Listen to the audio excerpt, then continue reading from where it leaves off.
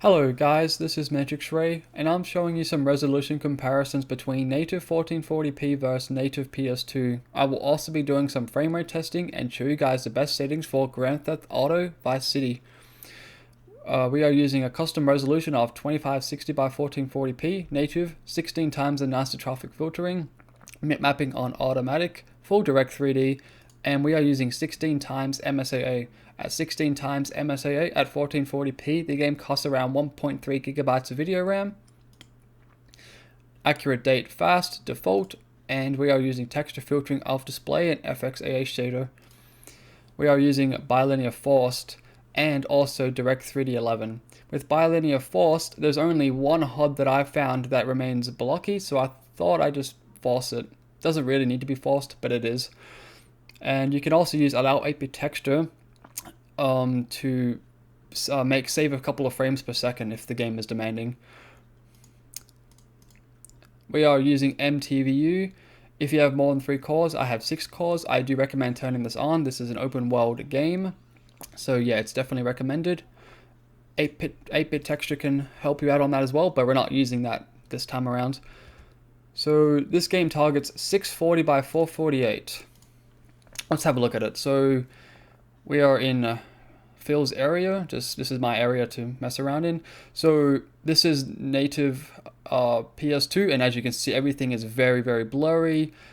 The ground texture is, very blurry. There's a lot of shimmering as well. It seems to be using bilinear, somewhere around there. It starts to blur roughly around there. And you can see Tommy, the guy I'm playing as, you can barely see his face or the gun detail. If I go to native 1440p, you can see his face is a lot clearer. The gun detail's a lot better as well. Everything all around is a lot clearer. You can see that that right there in the background. And if I go to native PS2, you can see the door and the stripes on that are pretty much gone. You can't really see it that much, but if I go back to native 1440p, you can see all the dirt, the scratches, and the stripes on there. If I get a bit closer, you can see it right there. More detail when I get a lot closer, obviously, but you can see it even back where I was.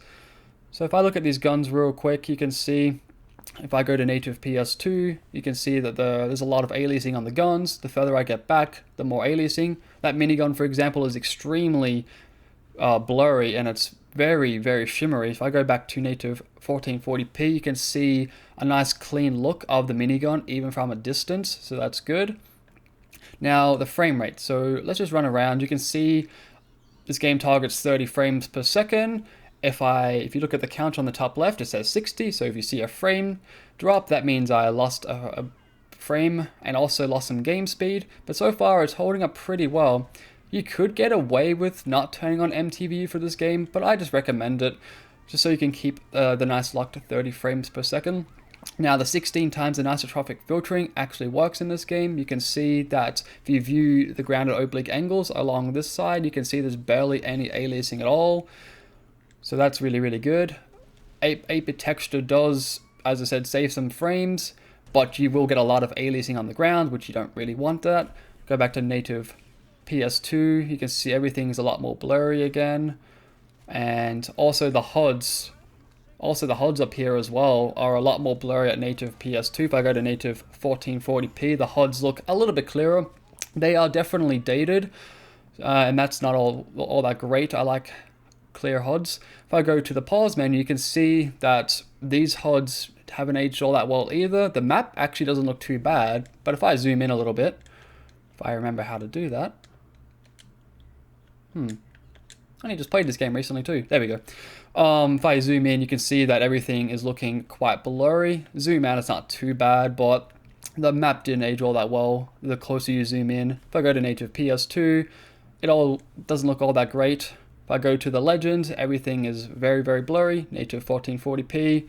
And there you go, a lot clearer, but still blocky. So these HUDs on the right here are looking pretty good, not gonna lie. So looking pretty nice. That's pretty much it, to be honest. Well, thank you guys for watching. See you later.